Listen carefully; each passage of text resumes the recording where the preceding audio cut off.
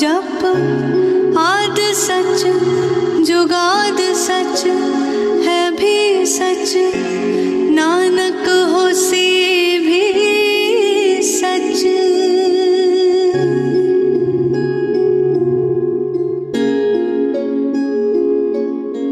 बिन बोलिया तू सब कुछ जानदा,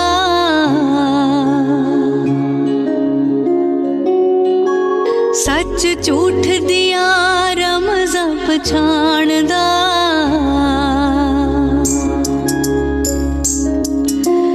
बिन बोलिया तू सब कुछ जानदा, सच झूठ दिया रमज़ां पछाणदा। मेरी तेरे उत्ते टेक मेरे मालका, इको तकिया सहारा तेरे नाम दा।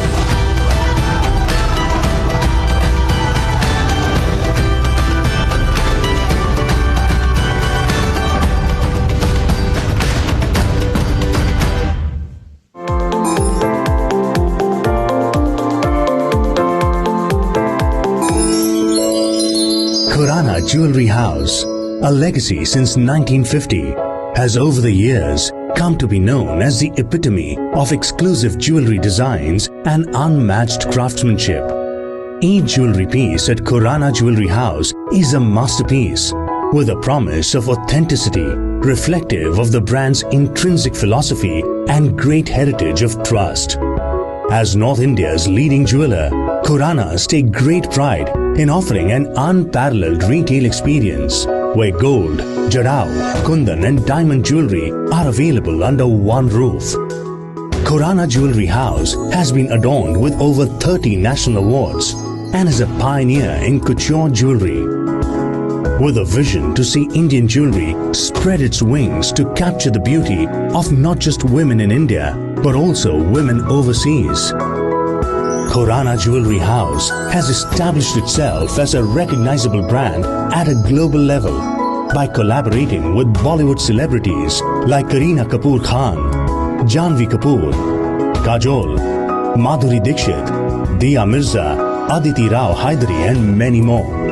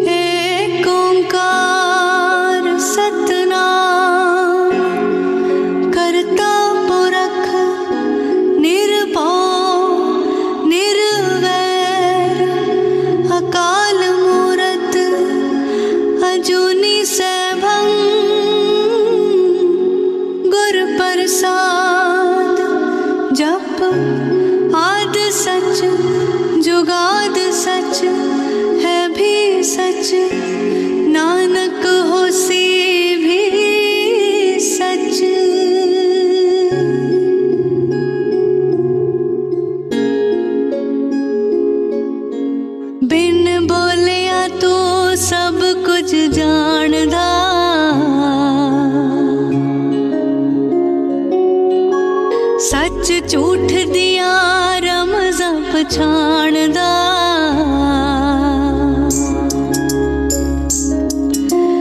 बिन बोलिया तो सब कुछ जानदा सच झूठ दिया रमज़ां पछाणदा मेरी तेरे उत्ते टेक मेरे मालका इको तकिया सहारा तेरे नाम दा इको तकिया सहारा तेरे नाम दा रब्बा रब्बा मीवा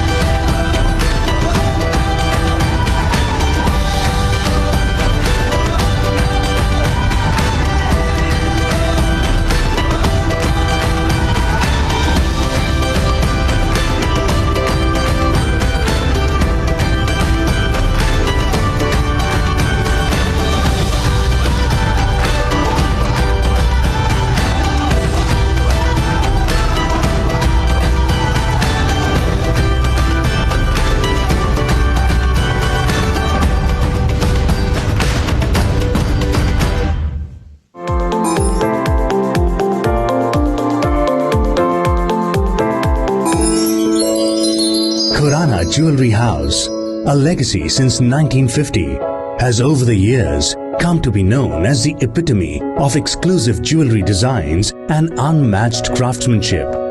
Each jewelry piece at Khurana Jewelry House is a masterpiece with a promise of authenticity reflective of the brand's intrinsic philosophy and great heritage of trust. As North India's leading jeweler, Khuranas take great pride in offering an unparalleled retail experience where gold, jarao, kundan and diamond jewelry are available under one roof. Khurana Jewelry House has been adorned with over 30 national awards and is a pioneer in couture jewelry. With a vision to see Indian jewelry spread its wings to capture the beauty of not just women in India but also women overseas. Khurana Jewelry House has established itself as a recognizable brand at a global level by collaborating with Bollywood celebrities like Kareena Kapoor Khan, Janhvi Kapoor, Kajol, Madhuri Dixit, Diya Mirza, Aditi Rao Hydari and many more.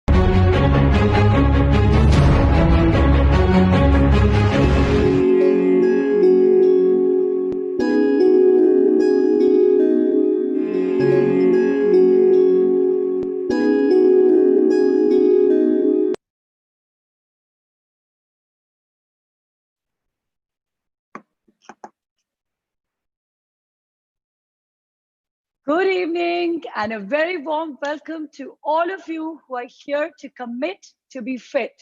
Today's event is powered by Eat Well by Gunisha Khurana.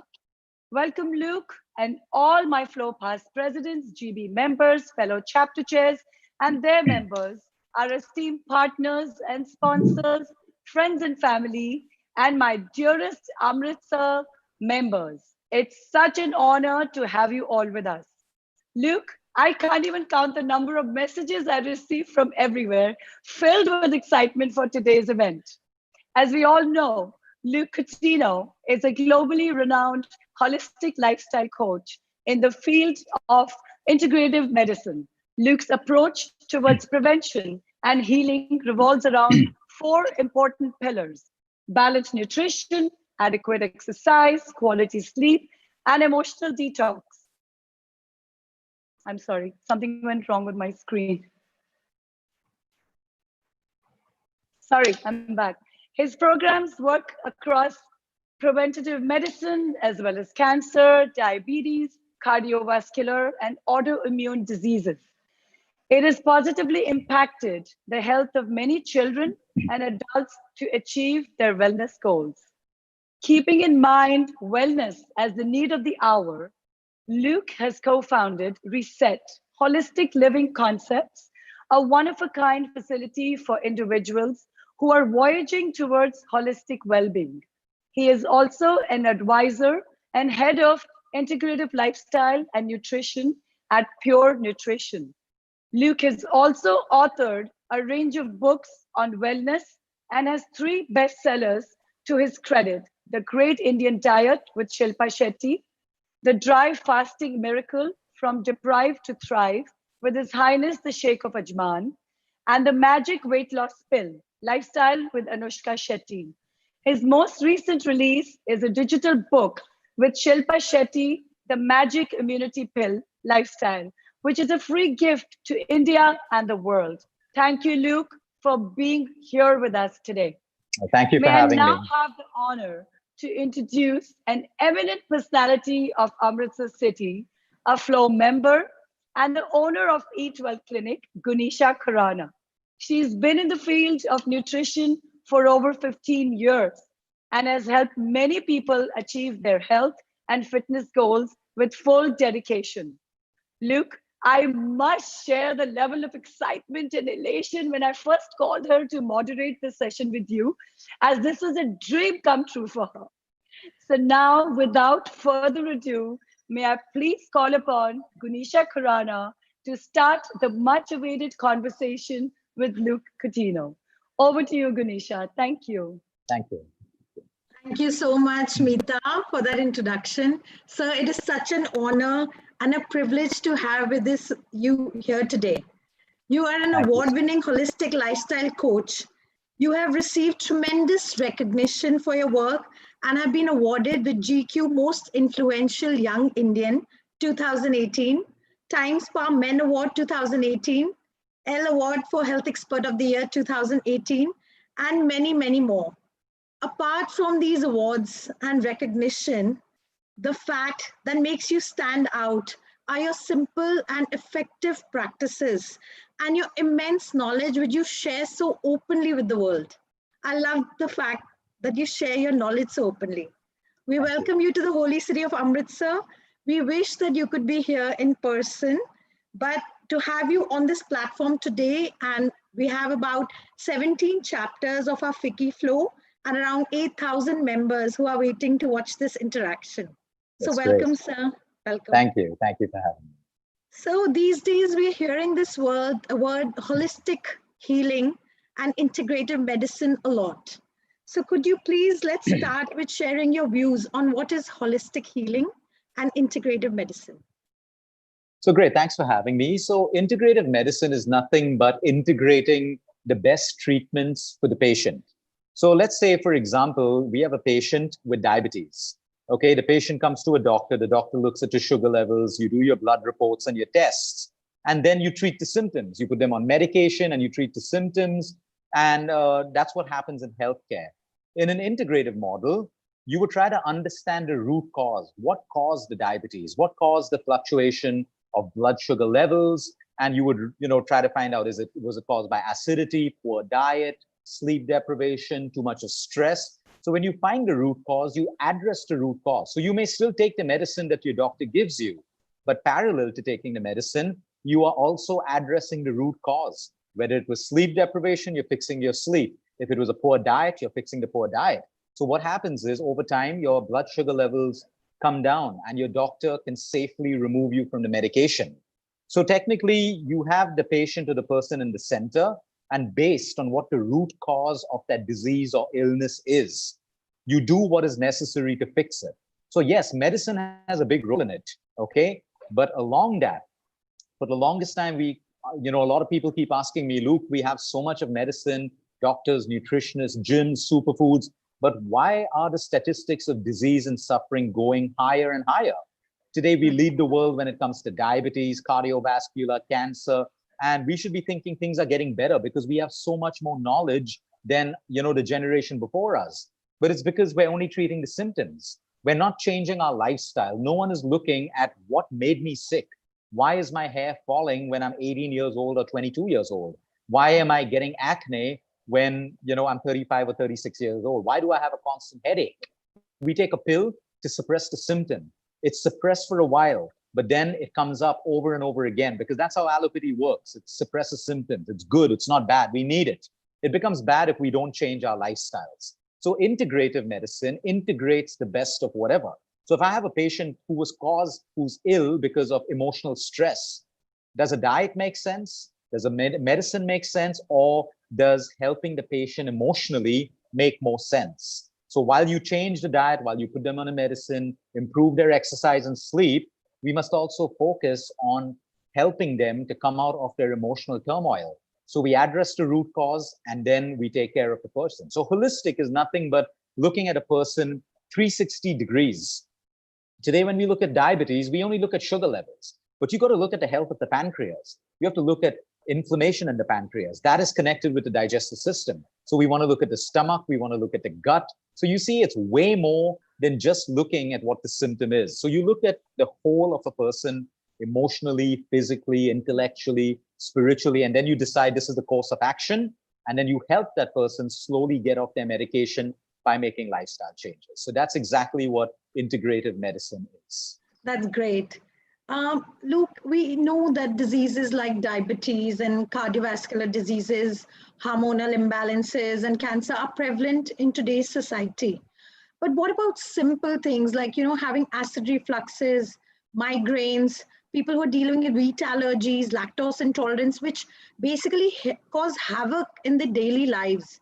So could you just give us some simple tips with people dealing with these smaller problems in their daily lives? Oh, that's a great question. When you look at these small problems, also look at the big problems you mentioned. Everything that you mentioned at the top, diabetes, cancer, cardiovascular diseases, they originate from the smaller problems. Like we know that acid reflux and acidity has a correlation indirectly with cancer. I'm not going to say acidity causes cancer, but it has a direct correlation. Okay. The same way sleep deprivation today is scientifically and medically proven to destroy your immune system. It's published data. We don't have to convince people. You either sleep well or you mess up your immunity. So these small problems like acid reflux, wheat intolerance, when we can't tolerate wheat, we know that there's a problem with our gut. Now, if you're celiac, then you know that you can never have wheat again. But all of a sudden you've eaten wheat all your life and now you can't digest it. It means that your guts become more inflamed. So your body's trying to tell you that there is an issue with your gut. So instead of just stopping to eat wheat, you still want to look like, why am I resisting a food that I grew up eating? So we have a lot of people in Amritsar, Chandigarh, where it's prominent, wheat. People grew up on wheat. And all of a sudden they realize they can't do it. So they just say, we stopped eating it and we're better. Say, okay, that's good. I'm happy you're better, but why?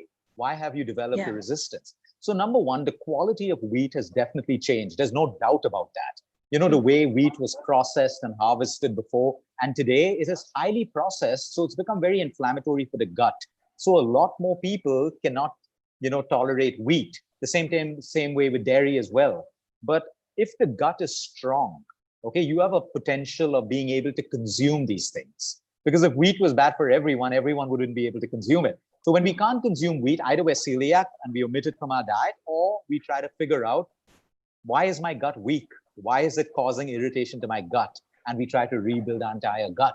The same thing with acid reflux. I think for the longest time, people took antacids every time they got acid reflux. And today we know the damage that it's done, because it stopped complete acid production in the body. And you need acid to kill germs, bacteria, pathogens, and even to break down protein. We can't break it down. So when you have less acid, you have more of the H. pylori's in your system, indigestion, because you don't have the right amount of acid to break down protein. So we have to come, of course, if you have severe acidity, you start off with an antacid to get comfort, but then you got to change your eating style. You got to build up your gut and your digestion so that at some point you don't need to take an antacid anymore. And that's when we can say you're recovering.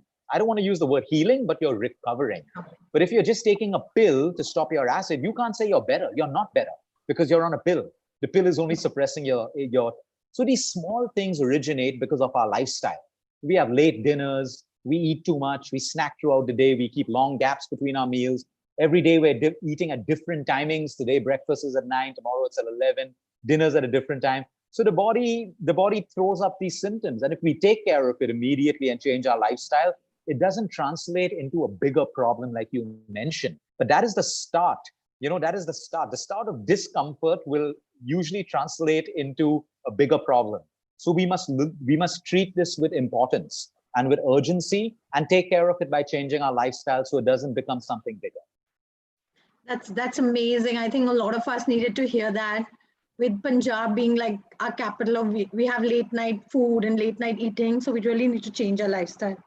Also, Luke, in this current situation that we are in, everybody's in the same situation, the COVID situation that we are facing. The implications of the amount of stress and anxiety that have been there is immense. Like I've heard in one of your videos, just the stress comes from uncertainty in our businesses, uncertainties in raising our children, the education, uncertainty what the future holds, because we don't know the end to this.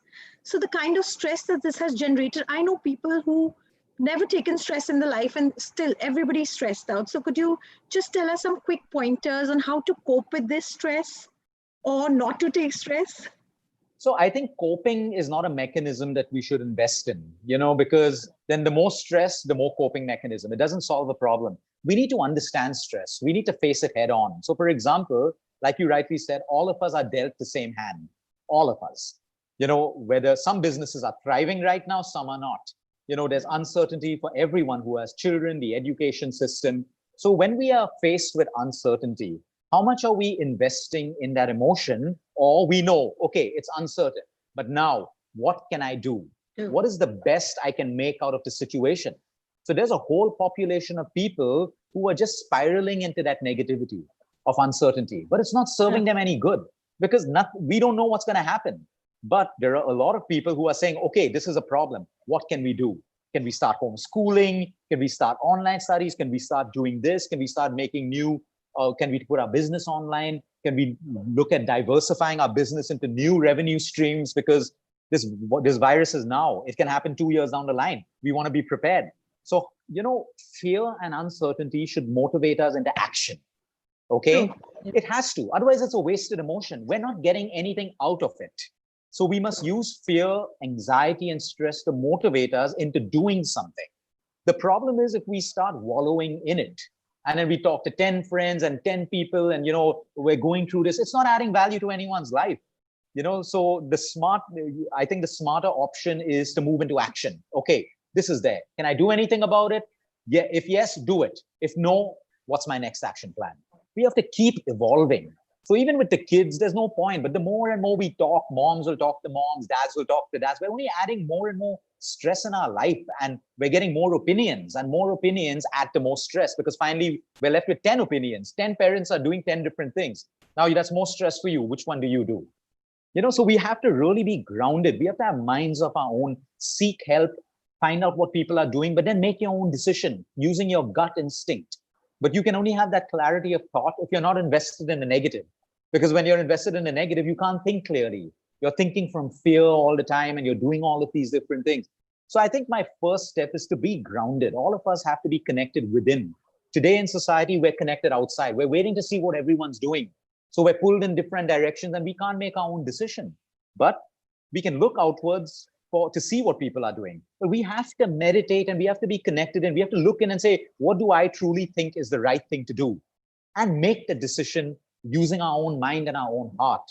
Otherwise, we're going to be controlled by everything that is happening outside. And then we have more regret. So it is so important. That's my first point when it comes to stress, because everyone has stress. So I'm not here to say, we don't have stress. 2, how is it personally affecting you? Okay, it is very important to draw boundaries in life.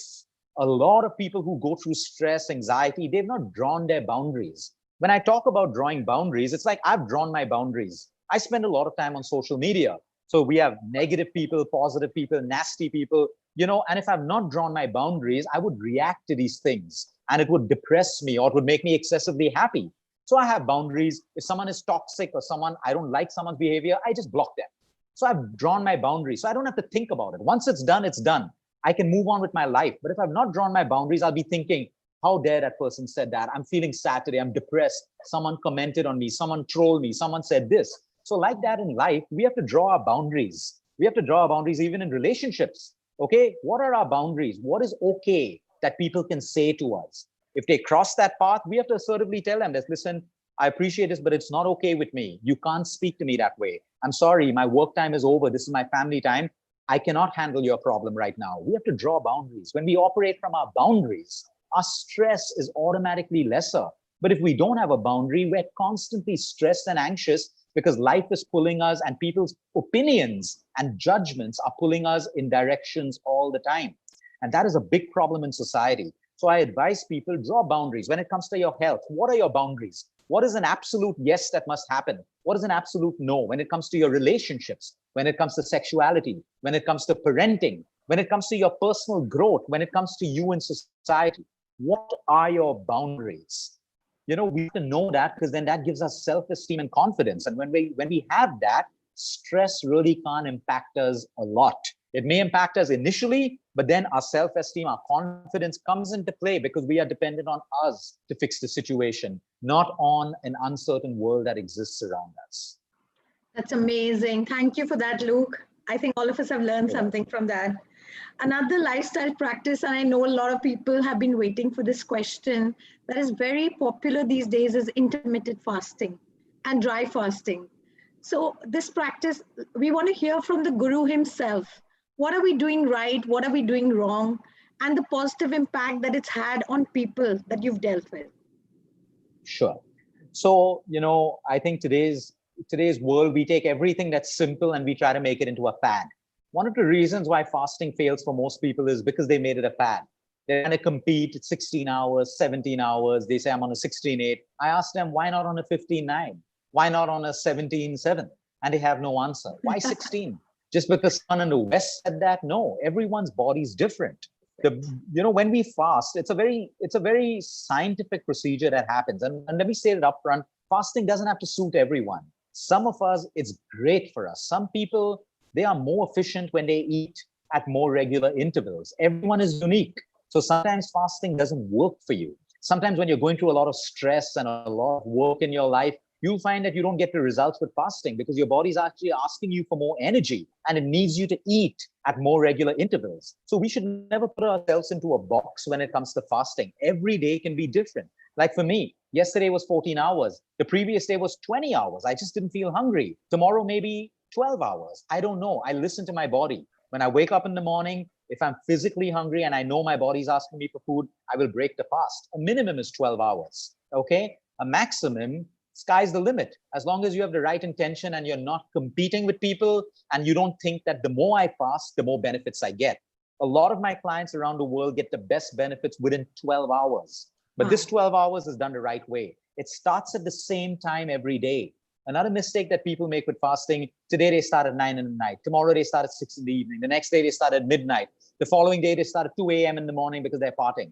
You see, the body follows a circadian rhythm. So if you confuse it, you're not fasting. Your body thinks you're starving because it's used to getting food at a particular time. It's used to fasting at a particular time. You can't change that because of your schedule. That's when we don't get our results. So fasting is sacred. If you want to do a circadian fast, Your fast starts as early as possible, at sunset or within 1 hour of sunset. So let's say by 7:30, I finish my meal. By 7:30 in the morning, I am ready to break my fast. If I'm not hungry, I can break it at 8:30 or 9:30. Every day is going to be different. Or if you have programs and stuff like that, and you cannot rely on different timings, do 12 hours or do 13 hours. Take an average of what suits you, what makes you feel the best, and do that. The second thing is fasting doesn't have to be done every day. If it had to be done every day, every religion would have spoken about that. We have learned fasting through every religion that exists on this planet. From the Jains, from the Muslims, from the Hindus, from the Catholics, every religion talks about fasting. But they do it for certain periods in the year. It is to completely clean out your body. You know, when you're clean, your prayers are better, you're more spiritual. We don't have to do it every day. For some people, it suits them. It works brilliant for them. People who don't like breakfast, people who cannot have breakfast, so they made it a lifestyle.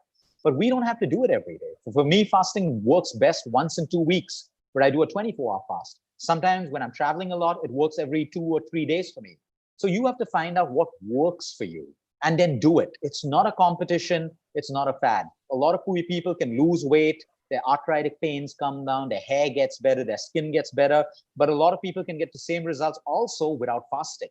It is what suits you. I would never say fasting is the best diet.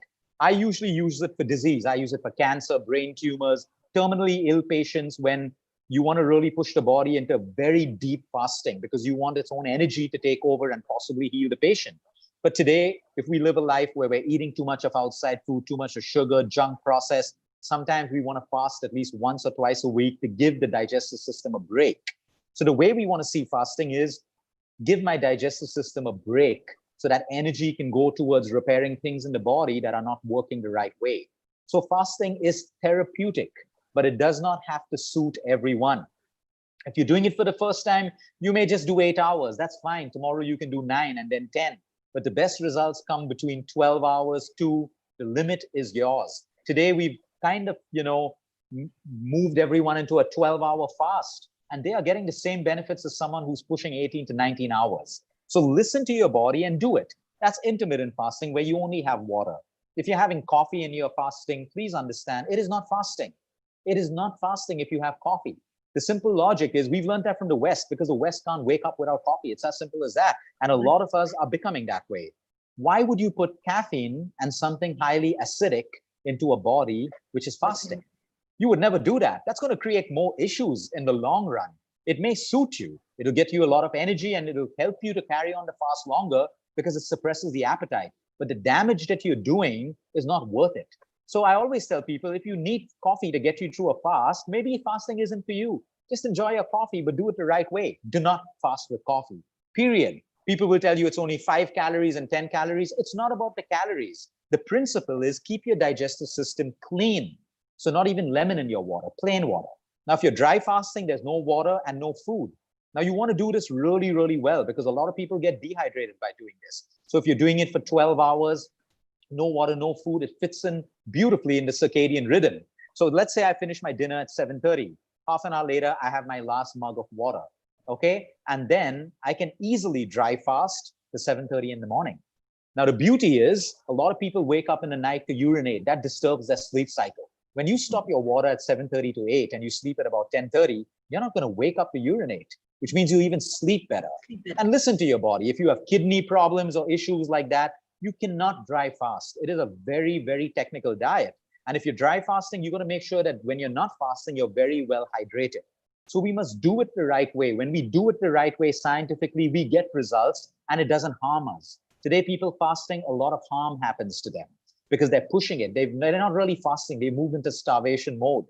And they're using it as a fad and a quick fix. So if we do it the right way, it is therapeutic. And let me repeat once more, it doesn't have to suit everyone. Some of the best people I know with the best bodies and the best medical reports who are living happy, quality, long lives, they don't even fast. They just eat in moderation, sleep well, exercise, and they're happy people. Fasting doesn't have to give us that edge. So use it if it suits you. Otherwise, don't do it. That's amazing advice. Thank you so much for that. I'm just going to sum up with my last question with you for now.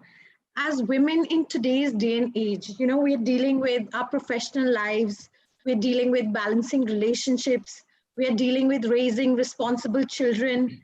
We are multitasking all the time. So what would your advice be? Just quick, simple, effective practices, because we do tend to ignore our own physical fitness or routines when we are multitasking. So any quick words of advice or some simple strategies that we could implement? So number one, my advice is to look at your day this way. You don't have 24 hours. You have 16 hours in your day. Remove that 8 hours and keep it aside for your sleep, because that's non-negotiable. If you have 24 hours, what is it that you're going to compensate? Your sleep time, your exercise time. So including, if you're a businesswoman, you have certain priorities to make your business successful. What are those priorities that you have for your own health? They have to be listed. So if your exercise is a priority, you will make time for it. If sleep is a priority, you will make time for it. If your children and your husbands are your priority, you will make time for it. If it's not on your priority list, you will compensate these aspects of your life. So that's number one. When you plan your day, you plan it around your priorities. And then whatever else you have left, maybe you can't finish it in one day. Maybe you got to delegate some functions. Maybe you got to hire more people. That's what's important to you. I would rather hire more people, but have more personal time in my life.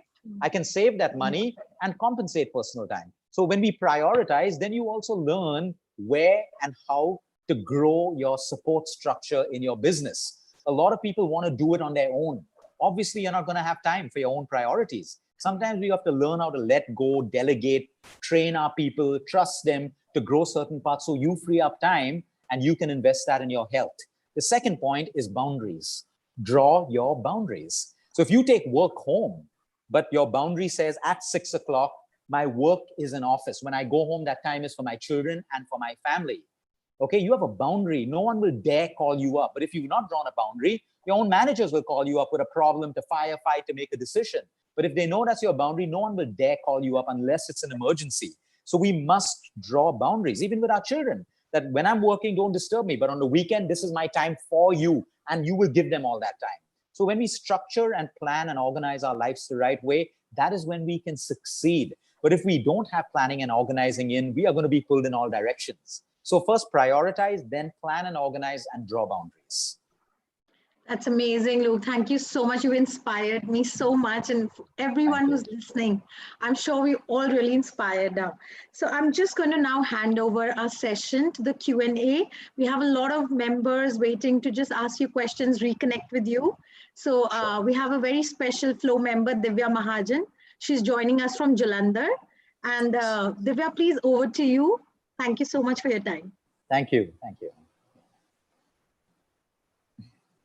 Divya, over to you.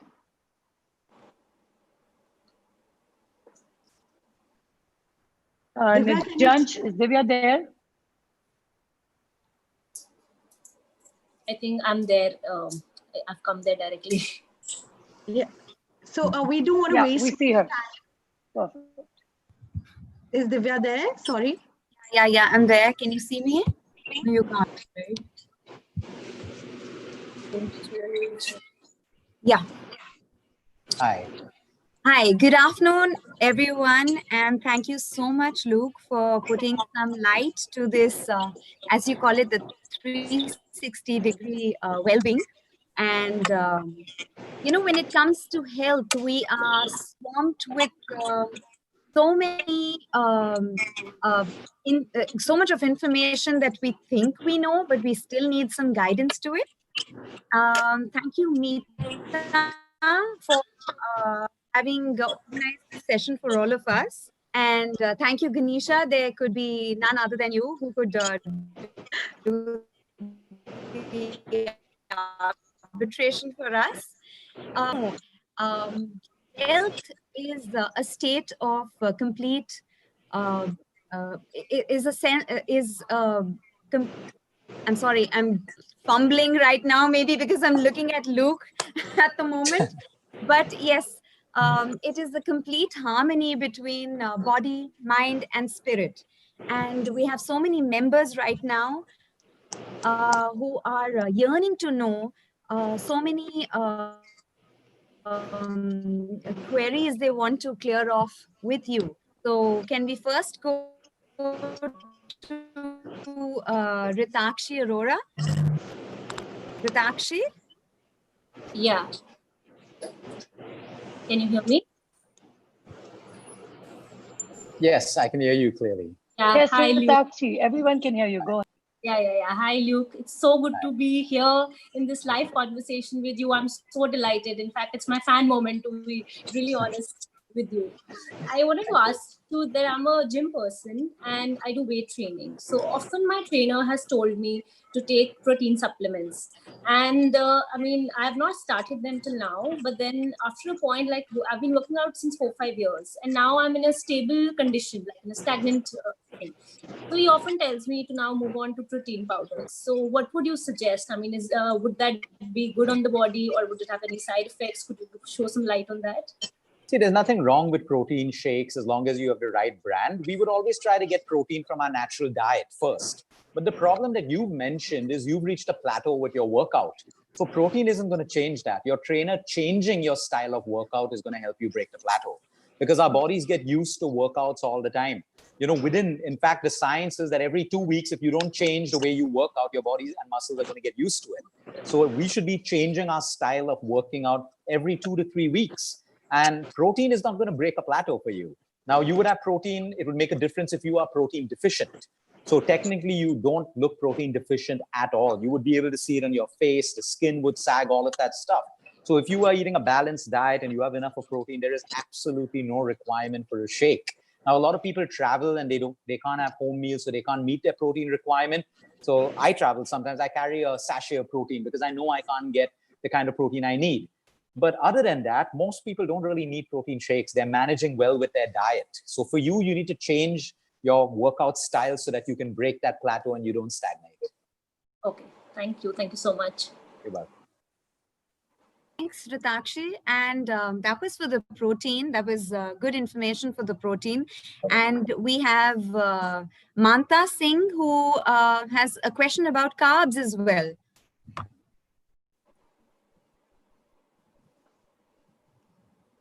Manta? Yeah. Yeah, can you hear me, sir? Yes, I Good can. evening, sir. So Hi. delighted to be having a live session with you. Thank you. For many people, carbs are like making eye contact, something you try to avoid at all costs.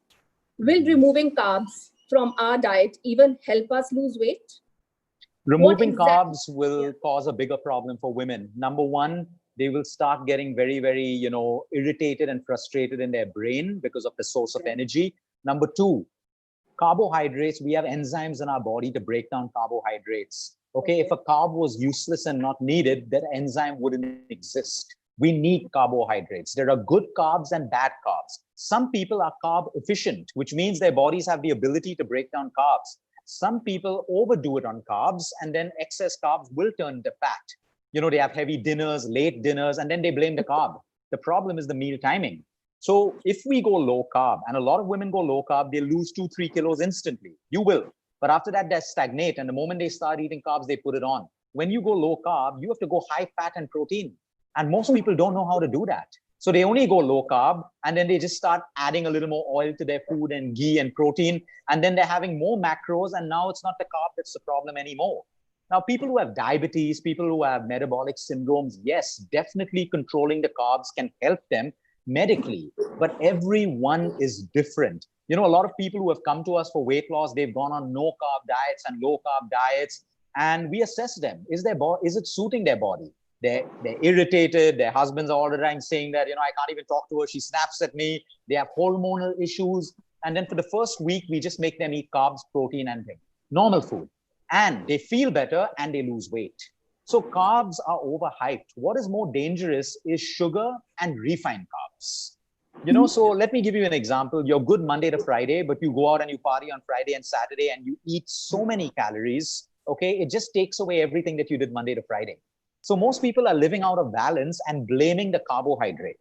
Now, it is smart to have your last meal low carb because we don't need energy. Okay. We should get our carbs at breakfast, lunch, but at dinner, we want very little carb because we want more protein and fat that our body will use. We don't need energy at night. So we can balance it. But like I said, assuming that low carb is going to work for everyone, it's a big issue. And most people eat carbs the wrong way. They have more rice on their plate than vegetables. That obviously makes your diet carb heavy. You can have a little bit of rice or your roti, but your protein and your vegetable has to be more than the carbohydrate. So that's how you can maintain carbs without going too low. And for some people, it definitely suits them. Now, some people have digestive issues. They don't have the enzyme to break down carbohydrate functioning because they're too acidic, or they have issues with their pancreas. So then you need to improve your digestive system so that you can effectively break down carbs. But carbs are necessary. Every athlete in the world, you've seen their bodies, great bodies. They have carb heavy diets. Now you would say because they exercise more. Yes, they do, but still carbs are required. So if we're training more and we try to go very low carb, we are actually creating more stress in the body. So we should balance it. Okay. Thank you so much, sir. Thank you. You're welcome. Thank you, Manta. And that was like a happy thing for me because I'm such a carbs person. Thank you. Same You're just saying carbs are necessary. It's so important to hear that out of you. Yeah. And next we have Shreya Munjal, who's going one step with the carbs.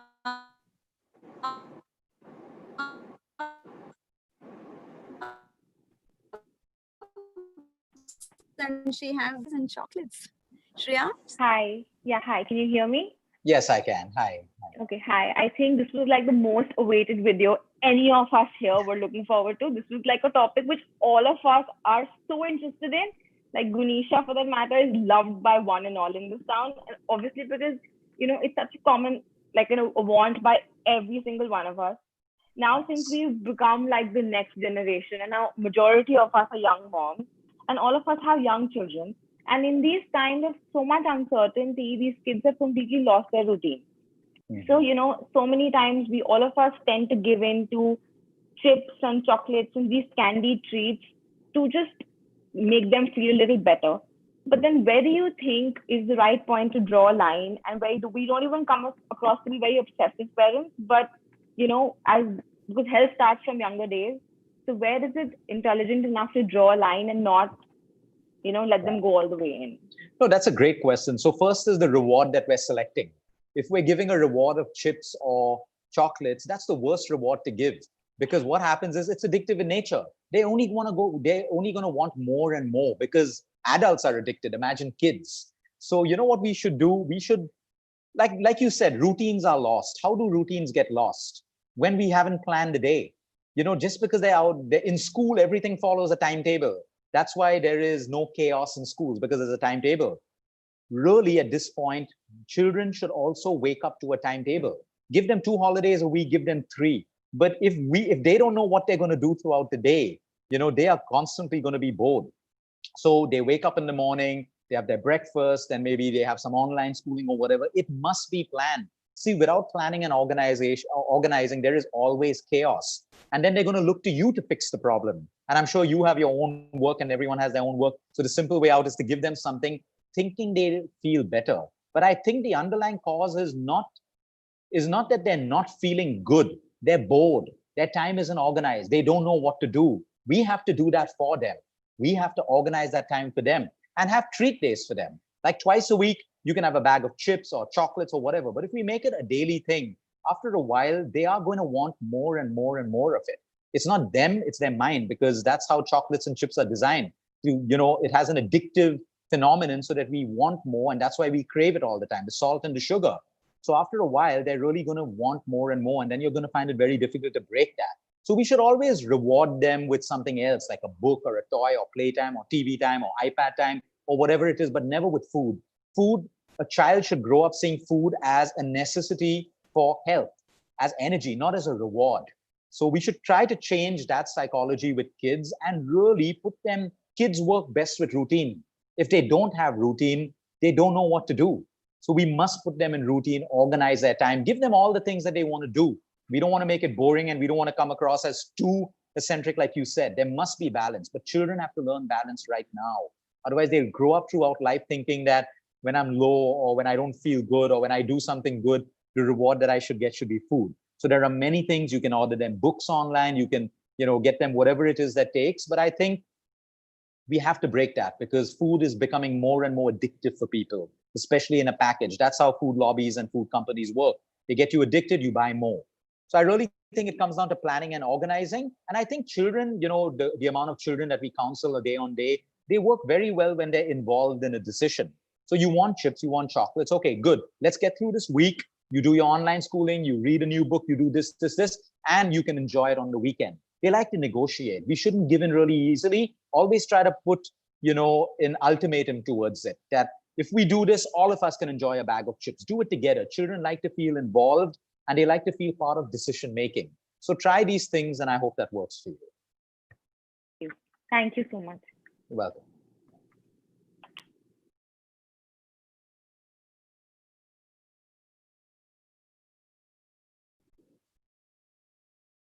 Have they dropped off the call? Yeah. Hi, Divya. Oh, okay. Yeah, hi. Sorry. Can we have Ridhima Sadev with a question, please? Yeah, hi Luke, how are you? I'm good. How are you? I'm also good. So delightful to see you and meet such a fit person. And okay, so I have a question for you that Sure. we've been going through, like I've been following many personalities and many people who are very health conscious. So I have a question. Some of them say that we just have to take a few amount of calories per day, like 2000 calories should be taken by any person to be fit. So tell me, sometimes, like as a layman, how can you tell a person to how many calories, like what calories, which food has? So what to take, like what lifestyle should we follow so that we are not exceeding our calorie level? So number one, we are completely against calorie counting because it's highly inaccurate. Highly inaccurate. To exactly count calories, like pro athletes do it because their weight has to be exact for a run or whatever it is. But calorie counting was huge maybe 10 years ago. Today, it's actually frowned upon. I'll tell you why. Okay. Let's say, for example, you do your BMR test and we take your height and your weight and your circumference and all of that. And we realize that you need 2000 calories. Okay. Now, what we cannot account for is the amount of calories that your brain uses. So if you're a working woman and you think a lot, you strategize, you're in meetings, the brain can use 400 to 600 calories a day. So now you actually need 2,600 calories, but you're eating 2,000 calories, which means you're slowing down your metabolism. Mm-hmm. At the same time, let's say you need 2,600 calories, but tomorrow you don't have to use brain power too much, or you're more sedentary tomorrow. Your calorific value is going to change. You can never be accurate with it at all. Maybe for the first 1, 2, 3, or 4 kilos. After that, you will stagnate. That's why in holistic lifestyle, we teach people how to be focused on not overeating. When you don't overeat, your body will tell you exactly how much to eat at each meal. A lot of people say, I eat 2 rotis at dinner and lunch every day. That may be inaccurate. Today, if you worked out or you've had more activity, you may need 3 rotis. Every day is different. So in holistic lifestyle, we try to get people within a framework and say, listen to your body. If you're not hungry, cut down your portion. If you're really ravenous, not emotionally hungry, you may want to eat more. So the body balances you. It's like a car. It tells you how much fuel to put in order for it to run the right way. So we have to listen to our body because we don't have that gauge to tell us how much. So we should know that if I have an early dinner, okay, I have a lot of energy levels for the next 12 hours. That's good for you. If you have a late dinner, you wake up in the morning feeling acidic and you don't feel like eating breakfast, that's going to change your entire calorific value. So if I give you an apple, which is 100 calories, and I give you a bar of dark chocolate, which is 100 calories, which one would you eat? Which one would you eat? Now, you could say the apple. I could say, why not the dark chocolate? If it's post-workout, the dark chocolate will be better for you than the apple, and it still has health benefits. So we should never let calories control us. We should really live, because then you'll be stressed out. And a lot of people today don't lose weight because of stress. If you have to count your calories, every meal is going to be a stressful event for you. Have I overeaten? Have I calculated? Look at the app. Have I measured my food, weighed my food, all of that stuff? It's not worth it. Some of the fittest people, they eat according to their hunger levels. They exercise, they sleep well, and they are happy people. This is what I've seen in the last 10 years. It doesn't matter which fad diet, what you're doing. It comes down to simplicity. Eating should be simple for us. It should not become complicated. All right. Then I have one more question for you. Like some people, like I've been following some diets also. They say there should be a particular food combination which we should follow. So like sometimes like we should not just have carbs and carbs, or we should include fiber also and protein also. So just let me know, like how can you tell a person, like even to kids also, that what food combinations should you avoid? like not eating roti with rice, something like that? See, there's one rule. Every meal you eat should have carbohydrates, protein, and fat. You can't have just carbs. You can't have just protein. So if you're having a fruit, have it with nuts. So you're getting your good fiber and your vitamins and your carb with protein from the nuts. If you're having rice, have a dal with it or have a rajma with it. If you're having rice, why do you need roti? There are 2 carbs. It doesn't make sense at all. You can still have it if you reduce the quantity. So I cut my rice portion down and I cut my roti in case you want both of them. So it really comes down to simplicity. The human body works on simplicity and we must not complicate it. When people try to give us, different ways and extremes to live our health, maybe it worked for them. It doesn't have to work for you. If you've not tried simplicity first and you're going to an extreme and it's not sustainable, it's never going to work. So we must keep it simple. All right. Thank you so much. You're welcome. So it's right when we say we cannot decipher some healthy habits we claim to have.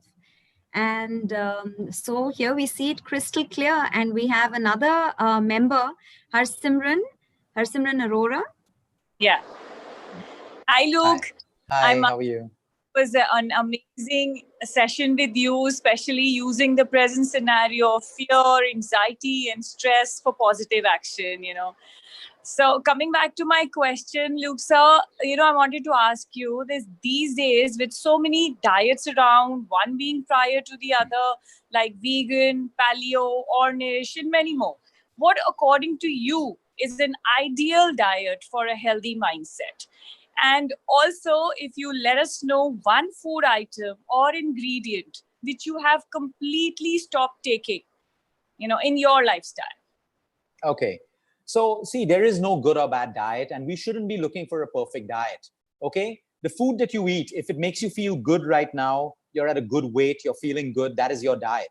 So I always tell people the food that your parents fed you while you were growing up, if your weight was good, you were not sick, you were happy, you were a healthy child, that is the same food you should be eating today. We don't have to change that just because the world has a suggestion of so many ways of living and so many plans.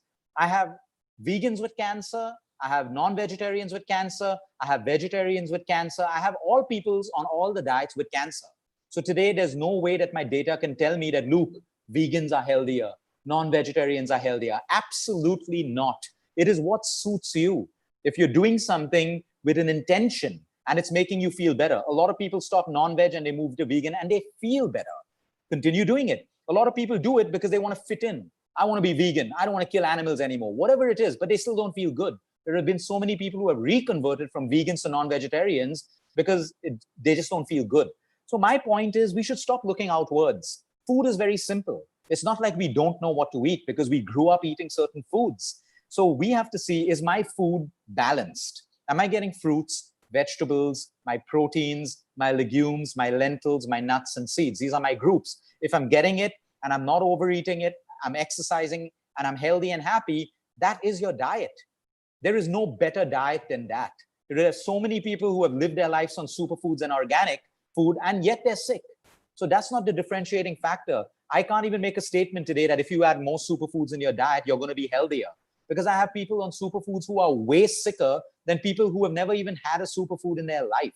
So it really comes down to digestion, how your body is breaking down food, the food that makes you, you feel good in your mind, your external environment. Sometimes we think it's our food that makes us feel bad, but a lot of us are stuck in toxic relationships at work or in our families or issues with family. And we think that it's the food that's making us feel bad, but it's not the food. We shouldn't blame the food. It's the environment.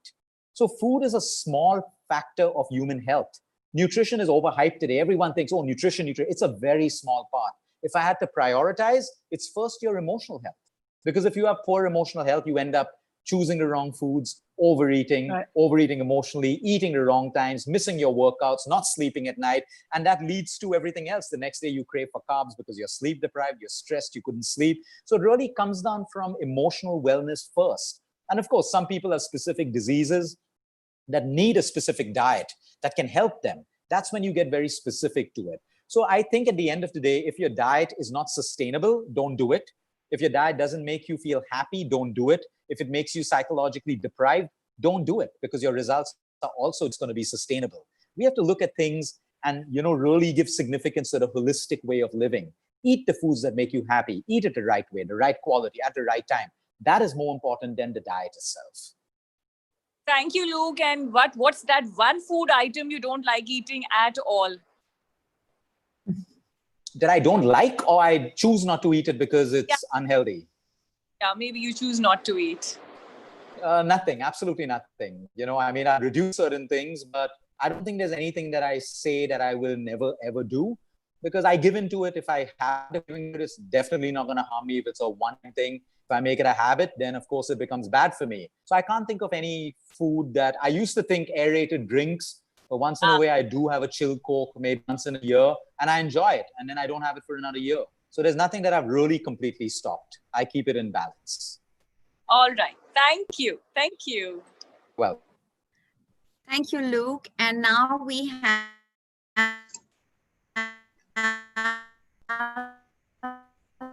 I think, Divya, there's a bad question connection from our very own. Yes, go ahead, please. Go ahead. Sorry, may I take over, Divya?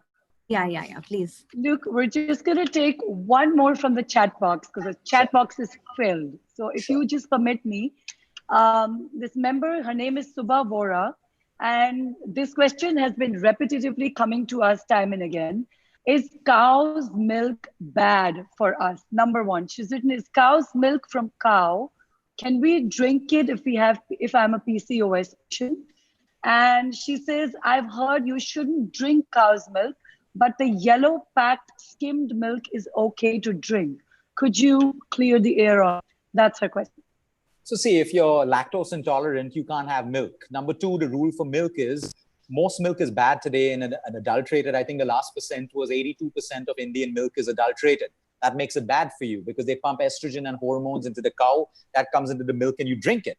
But in our country, we also have something called A2 milk, where the cows are the Indian cows. They're not the Jersey cows. And if they're not pumped with antibiotics and steroids and stuff, that milk is perfectly okay for you. There is no issues with that at all. If it suits you. If you're lactose intolerant and you have milk and you bloat up and all of that stuff, it's a big problem. If you're comparing real cow milk with Tetra Pak milk, obviously real cow milk is way better. Tetra Pak has been heavily pasteurized and heavily processed and put into a packet with preservatives. That's how it doesn't spoil. So if you have the ability to get pure cow milk where the cow is grass-fed, and we have those cows, especially in Punjab area, Chandigarh, Amritsar, all of that stuff, and it is not pumped with hormones, that milk is absolutely fine for you. And its relation with PCODs should be okay? I can't say. If the patient is lactose intolerant and it's creating inflammation, she can't have it. It will be bad for PCOD. But there's no correlation. PCOD, sometimes there are more than just the food. It is stress levels, it's emotions and all of that stuff, and very few, too much of junk food. But I can't say milk is yes, right or not for it without knowing more about the case. Yeah. Okay, perfect. I'm going to give it back to Divya because she has to get the next segment over to Stuti. And thank you so much, Luke. I mean, my take back today is setting boundaries. I know I'm going to do it like from now, this minute onwards. Setting boundaries and sticking to the yes and no. That's what I'm taking back today. Great. Over to you, Divya. Thanks. Yeah, I hope you can hear me now. Yes, I can. Yeah.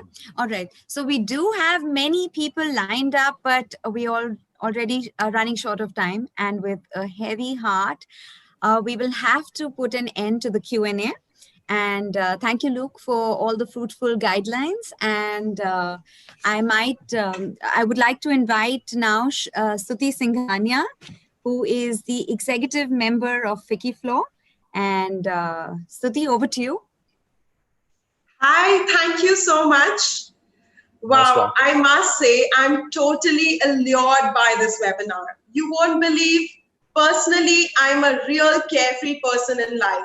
I don't bother what I'm eating, not eating. I just chill and I eat. But this knowledgeable workshop has given so much to us to lead a holistic lifestyle. And I'm really happy about it.